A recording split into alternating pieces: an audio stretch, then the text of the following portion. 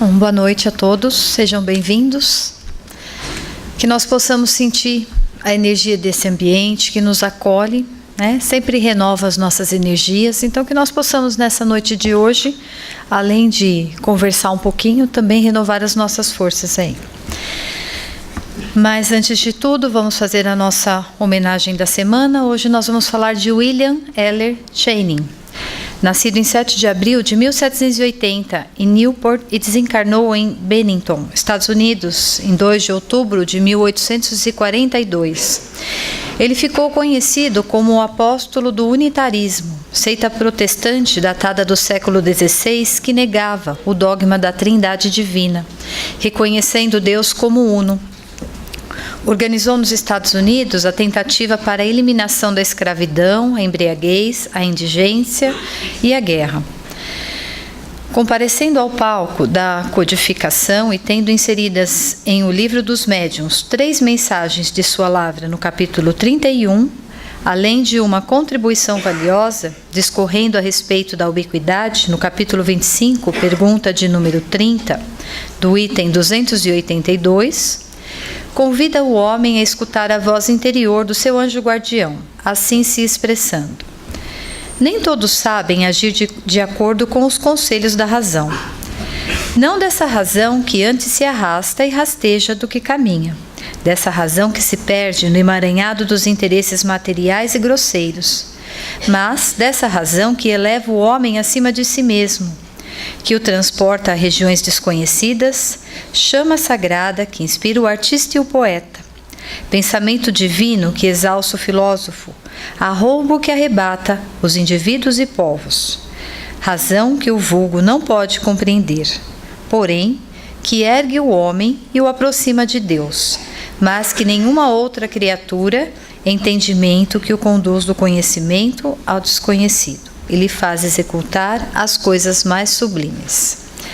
Então fica aí as nossas homenagens a esse nosso companheiro. E hoje nós vamos falar sobre os animais. É um tema gostoso, mas tem bastante coisa para nós comentarmos. E nós vamos começar voltando na história, né? Vamos voltar um pouquinho lá para trás. Charles Darwin, naturalista, biólogo inglês, ele apresentou em 1859 uma tese onde ele falava sobre a evolução dos seres vivos. E o trabalho dele foi denominado A Origem das Espécies. E 2 anos antes dele desenvolver essa tese, em 1857, Allan Kardec também provou uma evolução no campo das ideias, lançando então o Livro dos Espíritos. Então essas duas coisas aconteceram bem próximas uma da outra. E Kardec, ao desvendar o mundo dos espíritos, ele já antecipou um pouco essa ideia aí da evolução dos seres, mas numa visão bem mais abrangente. Ele não se restringiu apenas no aspecto físico dessa evolução. Ele falou também, inclusive, do aspecto espiritual. Portanto, Darwin, ele foi um missionário de trazer para nós o conhecimento sobre a evolução orgânica, na parte da matéria, né, do nosso corpo físico. E Kardec, então, ficou com a responsabilidade aí da parte sobre a evolução espiritual. E muito hoje se questiona sobre a inteligência dos animais, né? Se existe, se não existe, se tem, se não tem. Seriam eles inteligentes ou será que eles agem apenas por instinto? Para nós darmos sequência a essa questão, nós vamos precisar compreender o significado de 2 coisas importantes: o que é inteligência e o que é instinto, para a gente poder continuar o nosso assunto. Inteligência, de acordo com o dicionário mesmo, ela pode ser definida como a capacidade mental de raciocinar, planejar, resolver problemas, abstrair ideias, compreender situações, compreender linguagens, aprender. Já instinto é uma reação, uma resposta inconsciente que chega de um estímulo externo. A função inerente do instinto, para que ele serve, né? É para nossa sobrevivência, para autoproteção. Digo nossa, porque nós também temos. O homem possui inteligência, mas traz também instintos. E, curiosamente, o animal possui instinto, mas traz também inteligência. Nós não podemos esquecer aí que o homem também é um animal. Quanto mais influenciado pela matéria, mais nós vamos nos aproximar dos brutos. E quanto mais nós nos libertarmos dessa influência material, mais nós vamos nos aproximar do nosso verdadeiro destino, que é evoluir espiritualmente. Nós temos um costume interessante de dizer que o que difere o homem dos demais animais é a inteligência. Mas nós vamos ver hoje que não dá para definir dessa maneira, não. Existe uma melhor distinção para nós fazermos aí, já que os animais possuem, de certa forma, uma inteligência, então tem uma definição melhor. O que difere o homem dos demais animais, na verdade, é o conhecimento da existência de Deus. Porque para o animal, o homem é como se fosse um Deus. Ele vê o homem dessa maneira. Mas se faz necessário aí um esclarecimento. A inteligência nos animais, ela é limitada. Tá? Isso é muito importante. Assim como o livre-arbítrio que eles têm. Livre-arbítrio é a nossa opção de fazer o que a gente tem vontade. Eles é limitado, porque eles vão decidir, por exemplo, se eles vão tomar água ou não, se eles vão dormir aqui, se eles vão dormir ali. Então, o livre-arbítrio deles é bem restrito mesmo, de acordo com a limitação deles.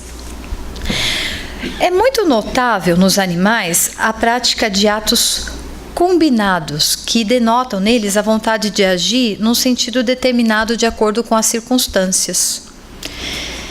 Mas isso neles é precisamente para a satisfação das suas necessidades físicas, tá? E também para prover a própria conservação. Eis aí a limitação deles. Um exemplo, os filhotes, quando são separados, né, logo cedo de sua espécie, eles não deixam de construir os ninhos, ninguém foi lá ensinar. Eles sabem, né? Se alguns animais são suscetíveis a uma certa educação, se é que podemos dizer assim, porque é sempre limitada, é devido à ação do homem sobre sua natureza, que é flexível. Ou seja, por ele conviver com o homem, ele vai adquirindo aí uma certa educação, limitada, sempre, tá? E eles também se comunicam entre si. Mas a linguagem deles também é limitada, como as próprias ideias, as suas necessidades. Só que a linguagem deles não é como a nossa, não é formada por palavras, não é formada por sílabas. Mas nós seres humanos, não temos o privilégio da comunicação. Não é só nosso. Será que nós achamos, por exemplo, que os peixes não se comunicam, que eles não se entendem? Sim, mas de uma maneira que nós não compreendemos, né? Da mesma forma que aquelas pessoas que não conseguem ouvir, por isso elas não falam, né? Isso também não quer dizer que elas não vão se comunicar. Então a nossa não é a única maneira de comunicação. Os animais, além dessa inteligência limitada, eles possuem também um princípio inteligente, que sobrevive à matéria. Segundo o Livro dos Espíritos, é também uma alma, mas inferior à do homem. Então, os animais, quando eles desencarnam, quando eles morrem, eles têm lá, assim como nós, um princípio inteligente, mas de uma evolução bem diferente.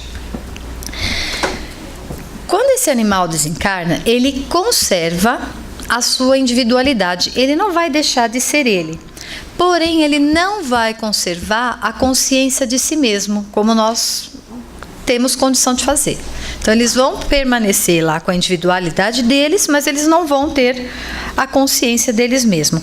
É como se fosse assim, ela fica latente, a consciência deles fica em estado latente, tá? Nesse período. Para os animais, não existe expiação. Nem prova, como existe para nós, né? Prova e expiação é aquilo que nós vamos ter que prestar conta das coisas que nós fizemos que não foram tão corretas. Eles não têm isso, eles não têm provas, eles não têm expiações. Eles vão progredir mesmo pela força das coisas, porque tudo progride, né? E eles com eles não é diferente. Joana de Ângeles, através do Divaldo Pereira Franco, ela descreve para nós a evolução do princípio inteligente da seguinte maneira: dormindo no mineral, lentamente exteriorizam-se-lhe as energias de aglutinação molecular, ampliando as possibilidades no despertar do vegetal, quando cresce em recursos de sensibilidade, a fim de liberar os instintos no trânsito animal, desabrochando as faculdades da inteligência, da razão, da consciência na fase humana e avançando para a conquista da intuição, que se dá no período angélico. É bem poético, mas também é muito profundo essa maneira como ela define a evolução. Então fica muito claro que tudo evolui. Ainda, Joana de Ângeles nos diz o seguinte: a evolução nos animais, ela é mais lenta, porque ela é produzida pelas influências exteriores, ou seja, aquilo que vem de fora. Já conosco é diferente, ela é determinada por aquilo que vem de dentro, pela consciência do espírito, que no homem já é esclarecida. Então tem essa diferença.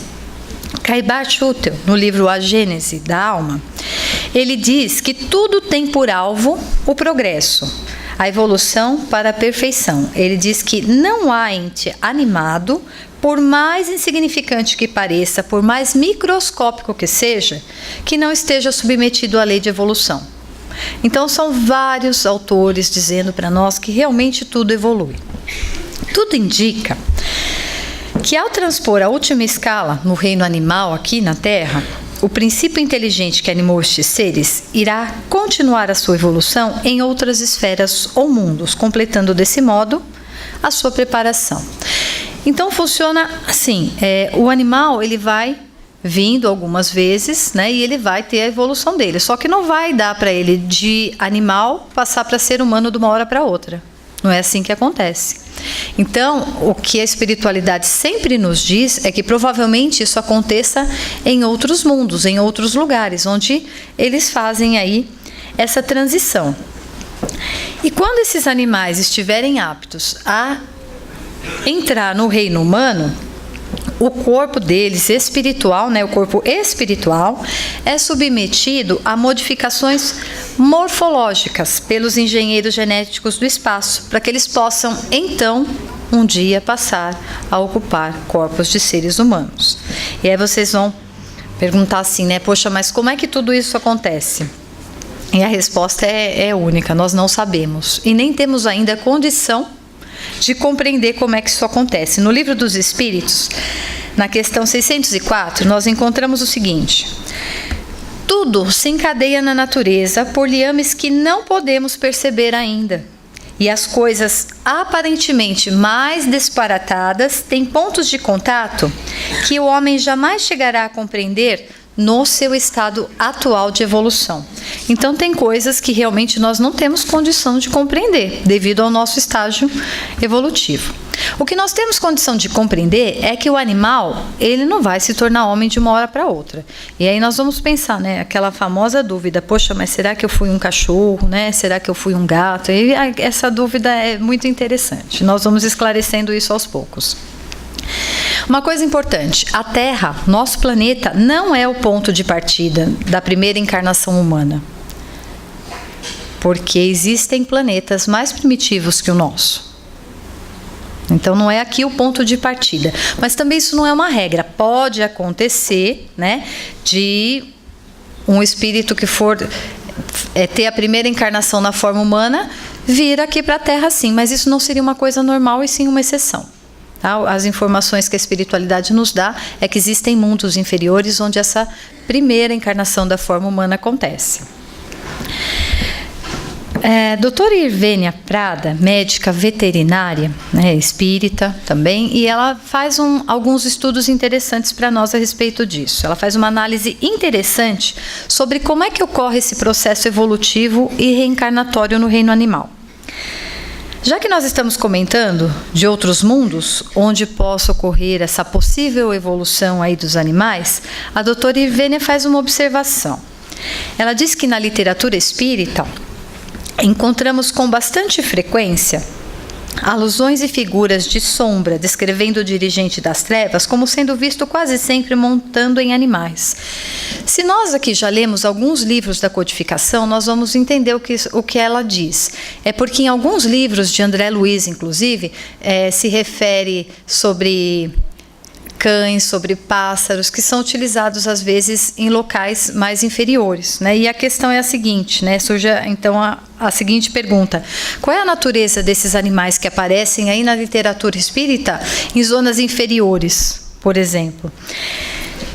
Também André Luiz, ele refere-se nas obras dele, né? Fala dos cães, isso aí está no livro Nosso Lar, no Obreiros da Vida Eterna também. Então são livros da nossa literatura.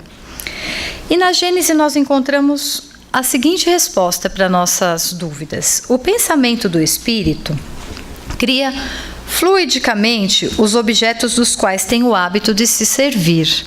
Então nós sabemos que o nosso pensamento, ele pode se materializar, mas jamais de uma forma que nós aqui vamos enxergar. Mas isso acontece, né? É disso que está falando.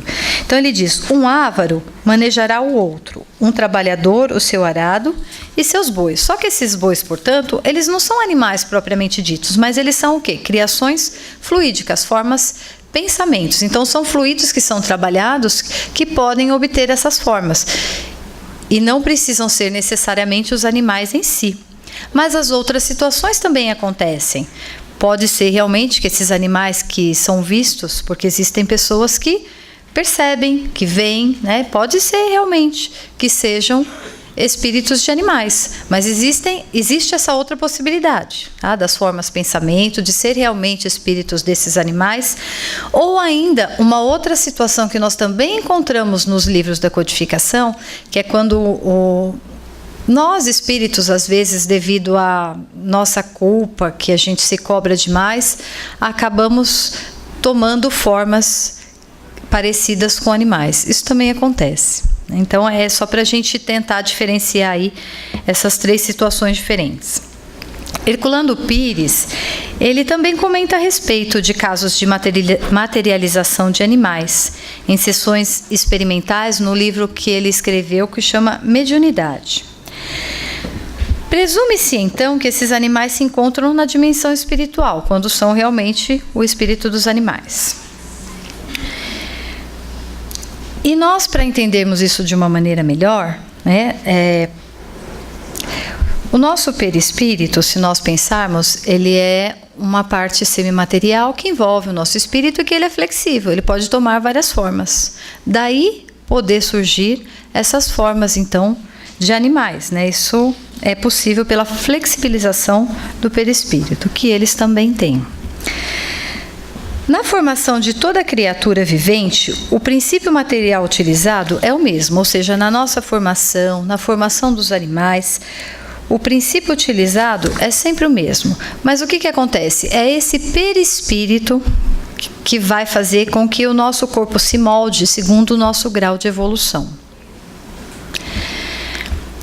E sobre a reencarnação desses animais, então, onde é que eles ficam, né, quando eles aguardam esse tempo? E a informação que nós temos é que eles ficam na erraticidade. A erraticidade é o lugar onde o espírito aguarda quando ele vai reencarnar. Só que o animal, ele não tem prova nem expiação. Então a gente pode entender como se fosse um período, né, que ele aguarda lá, porque o que a gente vê bastante é que eles rapidamente são reaproveitados, né, que o animal não fica muito tempo após o desencarne, que rapidamente ele é reaproveitado.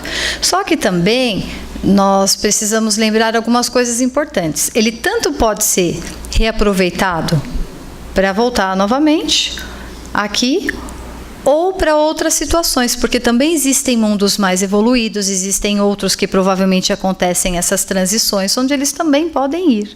Então, às vezes, nós temos a impressão que isso acontece só aqui. E não é dessa forma. Existem outras maneiras também deles serem reaproveitados, né, deles reencarnarem. Bom, quanto a nós pensarmos naquela situação, né, será que nós já fomos um animal?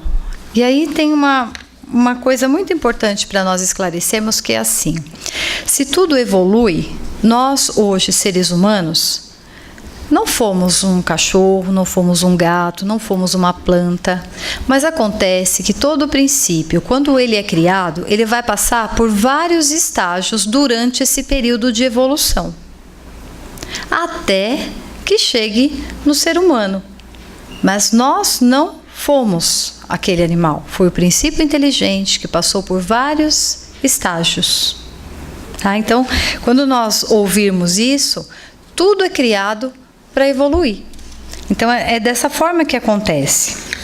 Nós, às vezes, temos a impressão de que, né, como é que isso se dá? Então, para que ele faça essa transformação, ele vai precisar ter várias existências, talvez num outro lugar, para que ele se transforme, só para depois poder ter a forma humana. E aí, a forma humana é onde nós passamos a ter a consciência de nós mesmos. E o que aconteceu antes disso, dá para saber? Se nós só passamos a ter a consciência de nós mesmos quando nós temos a forma humana? Então, aquilo que ficou para trás, nós não temos a condição de saber. É por isso que não fomos um animal, mas passamos por várias faixas evolutivas, por vários períodos aí. Existência espiritual dos animais. Assim como existem colônias que nos acolhem, que nos amparam, quando nós desencarnamos, acontece o mesmo com os animais. Eles não ficam desamparados, eles não... o sofrimento deles é muito diferente e menor que o nosso, exatamente por eles não terem provas e expiação. Então, essas colônias, elas estão preparadas para resgatar e para amparar esses animais. E no que elas trabalham? Elas trabalham bastante, principalmente quando é algum acidente ou alguma doença muito complicada.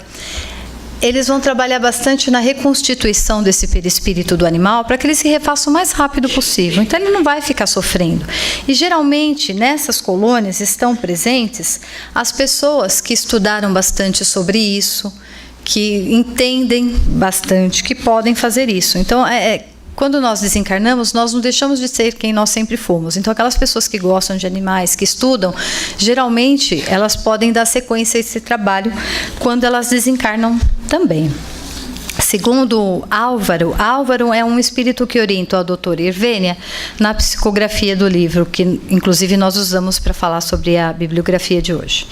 Ele diz que há vários tipos de atendimento para os animais desencarnados, dependendo da situação, e que há as instalações, as construções adequadas para o atendimento deles, das diferentes necessidades que eles têm. E uma pergunta também interessante que nós ouvimos bastante é se os animais têm anjo da guarda, né? Será que eles possuem um espírito protetor, um anjo da guarda, alguma coisa como nós queremos chamar? E esse mesmo Álvaro, esse mesmo espírito, ele respondeu que sim, que alguns espíritos, eles cuidam de grupos de animais, que determinados grupos de animais têm essa assistência. E à medida em que eles vão evoluindo, o atendimento vai tendendo a individualização, tá? Mas de qualquer forma todos eles têm assistência e têm amparo, se não em grupo individual. Existem algumas questões pontuais a respeito desses nossos irmãos perante Deus, né? Algumas dúvidas que nós temos bastante. Algumas pessoas acreditam, né, que após o desencarne desses animais de estimação, eles acabam até, às vezes, voltando para os seus lares. É muito comum nós ouvirmos isso. Isso acontece? E aí eu fui pesquisar um pouquinho, porque realmente é uma dúvida, né? E o Divaldo fala para a gente de uma maneira muito clara, e eu achei interessante. Ele diz que pode acontecer, sim, porque já que eles retornam, que a espiritualidade até poderia permitir que esses animais voltassem a viver no lar dos seus antigos donos, mas que jamais nós teríamos como ter essa certeza absoluta, que nós não temos essa condição, ou seja, nós vamos ficar sem saber, né? Existe a possibilidade, mas não dá para a gente afirmar, para nós termos aí essa certeza. E outra coisa importante para nós comentarmos aqui é que o espírito ele não precisa passar, por exemplo, por todas as espécies existentes para chegar na condição de ser humano. Os espíritos dos animais, eles podem passar, por exemplo, eles podem ser reaproveitados geralmente na mesma espécie, porque nós já vimos que a natureza não dá saltos. E só depois, então, de muitas encarnações de uma mesma espécie, ele pode mudar para uma outra. Porque, assim, uma coisa não vai mudar bruscamente de uma hora para outra, né? Então, as coisas, a evolução, ela não dá saltos, ela acontece devagar. A situação de abandono em que vivem alguns animais domésticos, ou seja, o que nós presenciamos hoje, o que nós vemos muito, né, que é situações de abandono, situações de maus tratos, fica muito claro que é reflexo da inferioridade nossa, não dos animais, mas é um problema da espécie humana, da nossa inferioridade, da nossa falta de conhecimento, da nossa falta de amor. Tá? É muito importante nós lembrarmos disso. Eles não têm que sofrer, eles não têm que ser abandonados. Tudo isso é o problema do ser humano. Por isso que eles acabam passando por algumas coisas aí. Eles não têm karma, eles não possuem livre-arbítrio, então eles não precisam passar por sofrimento. Nós, aqui na nossa inferioridade, acabamos muitas vezes fazendo, infelizmente, com que isso aconteça. Quando eles ficam doentes, eles não vão sofrer como ser humano, eles não sofrem no sentido em que normalmente se entende o sofrimento, porque o animal, ele não tem vida moral, e por isso as dores dele são apenas físicas. Então, por que ele precisa sofrer? E aí, Emmanuel tem uma mensagem muito longa que eu vou resumir bem rapidinho por conta do tempo. Ele diz que, pura e simplesmente para evoluir, que a evolução é assim. Mesmo que as dores deles não sejam para resgatar nada, mas quanto maior é o sofrimento deles, significa que maior é o passo que eles estão dando para a evolução. Isso é Emmanuel que fala. E uma coisa importante, nós pensarmos assim, muita gente fala assim, animal sente dor? Sente. Eu não sei como é que as pessoas pensam o contrário disso. É lógico que sente. Dizem que no vegetal, quando eles não têm essa percepção de dor, mas eles compreendem, por exemplo, se a gente vai lá e arranca uma flor, o vegetal consegue, por exemplo, perceber que foi cortado aquele fluido vital, né? Mas não vai sentir dor. Mas o animal, claro, o animal é como nós somos animais racionais, né? Às vezes. Mas sentimos dor, eles também sentem. Tem algumas pessoas que questionam, animal tem sentimento? Não como o nosso, mas é óbvio que tem, né? Sofre. Só que assim, não guarda mágoa, não guarda rancor, não fica com raiva, né? Diferente de nós. É até contraditório, né? Porque nós falamos que o ser humano é bem mais evoluído, mas a gente não aprende. Os coitadinhos estão ensinando a gente, estão tentando, né? Tanto que o que falam bastante para nós também, até Chico Xavier que falou, é que os animais vieram ao mundo para ensinar-nos a amar. O amor incondicional, o amor sincero, verdadeiro. Porque, na verdade, é o que eles demonstram, é o que eles têm por nós. Então, fica aí a nossa reflexão, porque todo o sofrimento, tudo que eles passam, toda a maldade, é por conta da nossa falta de conhecimento, da nossa falta de evolução. Agora nós temos a oportunidade de participar da reunião, esclarecendo as nossas dúvidas ou tecendo comentários sobre o tema. Quem quiser participar, basta levantar a mão que o nosso companheiro levará o microfone. Boa noite. Boa noite. Eu gostaria de levantar uma questão sobre o vegetarianismo. Se os animais sentem dor, se eles têm alma, não seria uma evolução nossa e, tanto na compaixão, a gente parar com esse especismo, que achar que só gato e cachorro tem sentimento, e não os bois, as vacas e os outros animais, e ter mais compaixão por esses animais, sendo que a gente não tem necessidade disso? Obrigada. Essa é uma questão muito complicada, né? Porque existe toda uma cadeia alimentar, não é isso? Que nós sabemos que ela existe, nós sabemos que assim, existe aquela necessidade de alimentação, mas você colocou uma coisa muito exata, tá? É falta de evolução mesmo, esse tipo de coisa. Nós temos que ter consciência que nós ainda estamos bem distante da evolução.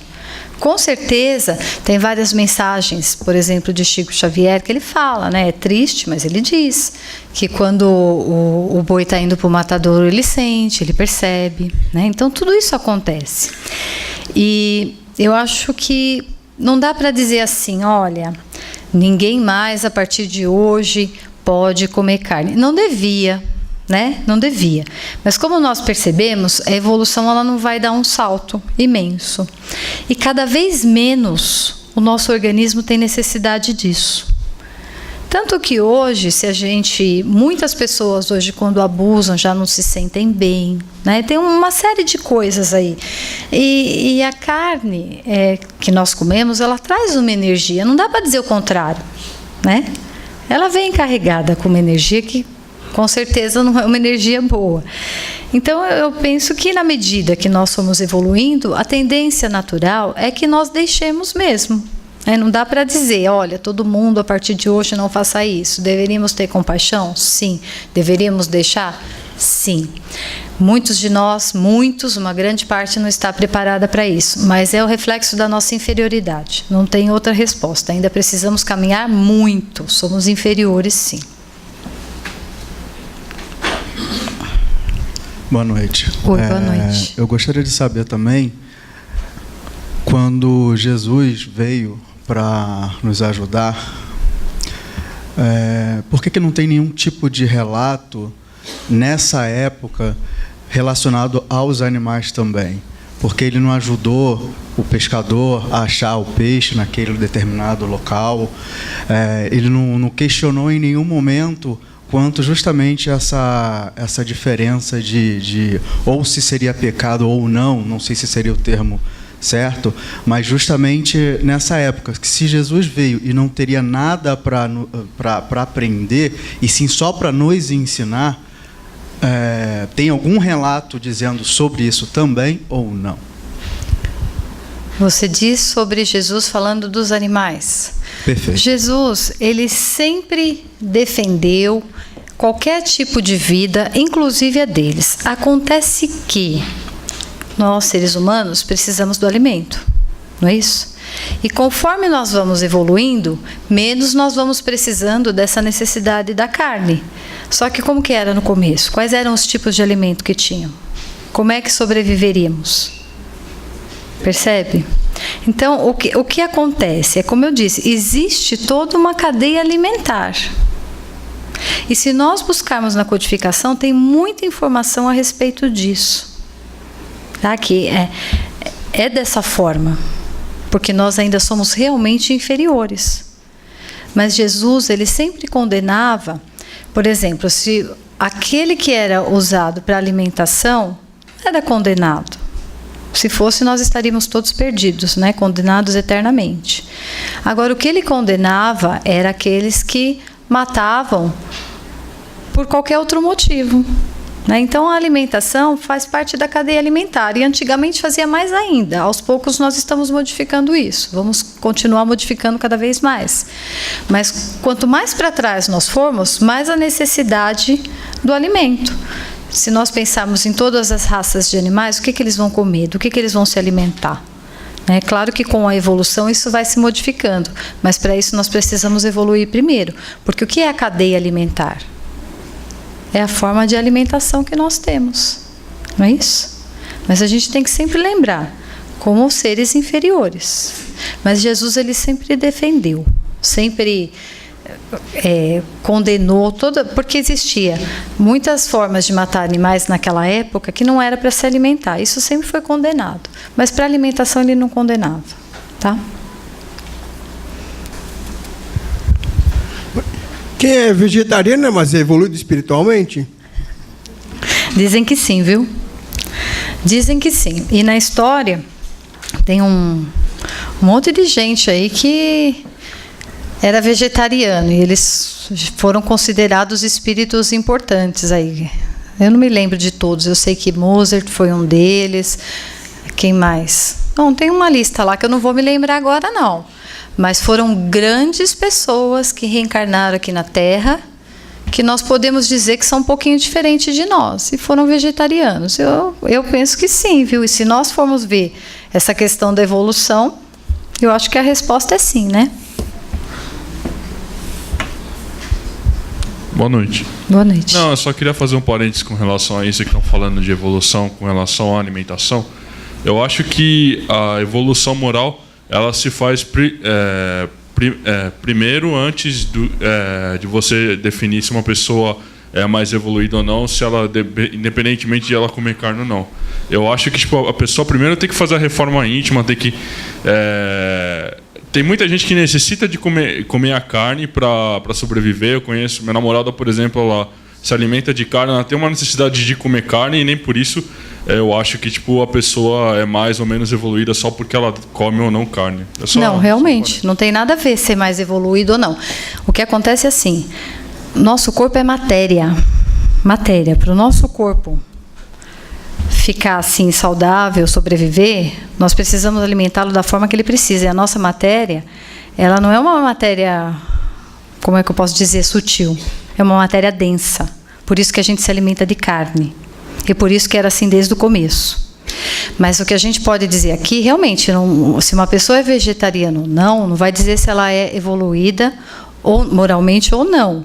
Mas que é uma questão difícil deixar de comer carne tanto que as pessoas que deixam, elas fazem um trabalho interior muito grande. É nessa questão que eu quis dizer, tá?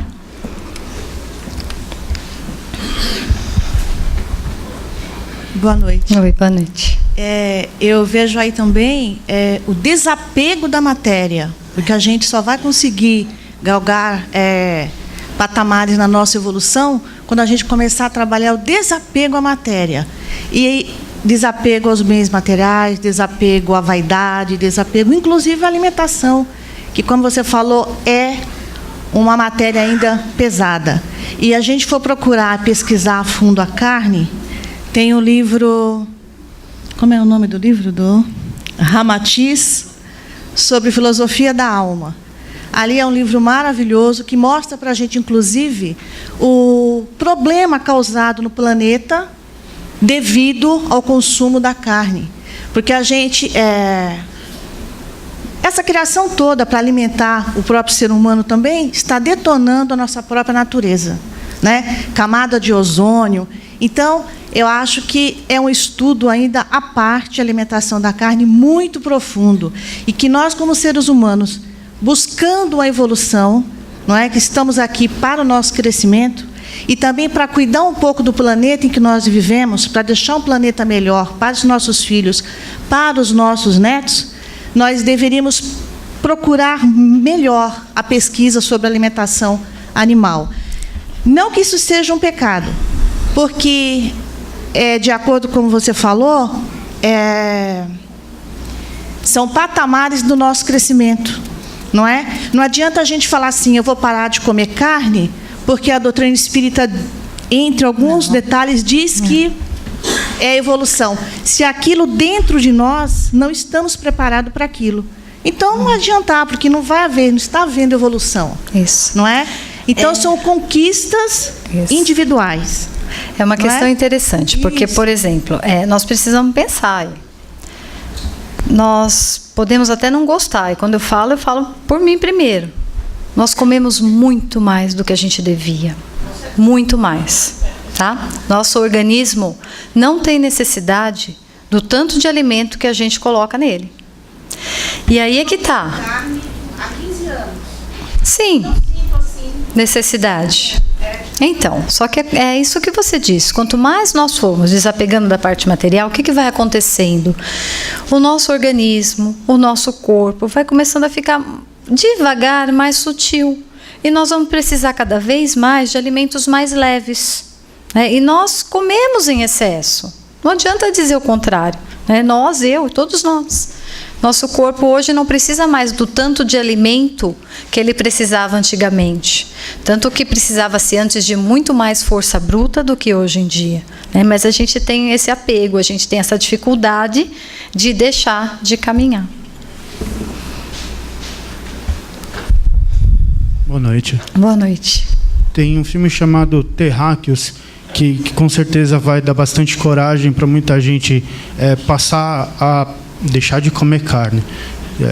São cenas até muito fortes, mas falando assim que nós não precisamos realmente do volume de carne, né, para nós comermos, né? Enfim. Nós não precisamos desse volume que nós comemos, realmente. Eu não sei, esses filmes são realmente muito fortes, muito pesados, né? Não sei, eu acho que faz as pessoas pensarem muito, fazem algumas outras ficarem muito mal. Cuidado quando vocês forem assistir, porque é complicado, tá? Não sei se a pessoa deixaria de comer carne, porque é como ela comentou, isso é um processo. Nosso organismo físico não está preparado para isso de uma hora para outra, é um processo. Mas com certeza faria as pessoas pensarem bastante. Mas cuidado quem for ver, porque realmente é complicado. Cláudia, suas considerações finais, por favor. Vamos lá. Segundo uma questão 540, no Livro dos Espíritos, o átomo de hoje será o anjo de amanhã, assim como o anjo de hoje foi o átomo de ontem. Os nossos irmãos estão passando hoje por onde nós já passamos um dia. Tá? Não foi diferente conosco. Qual é a finalidade da reencarnação dos animais? Como nós vimos, é o progresso.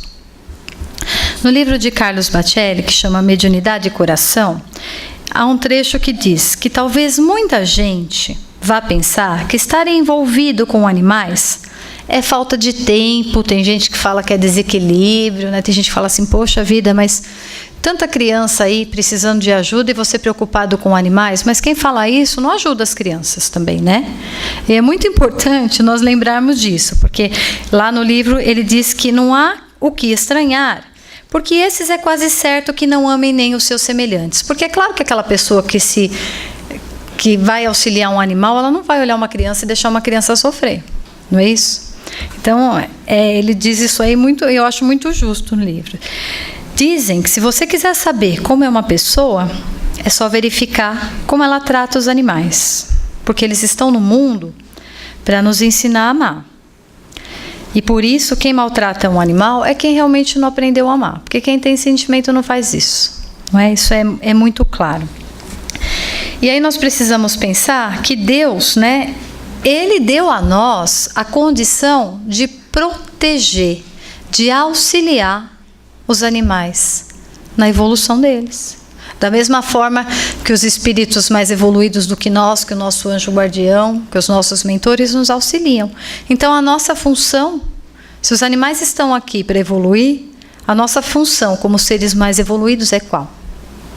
Auxiliá-los. Então, nós precisamos pensar bem no que é que nós estamos fazendo, né, com os animais. O que é que a nossa humanidade vem fazendo e como o que é que nós estamos fazendo também. Tá? Agradeço a todos vocês, obrigada aí pela paciência e até uma próxima oportunidade.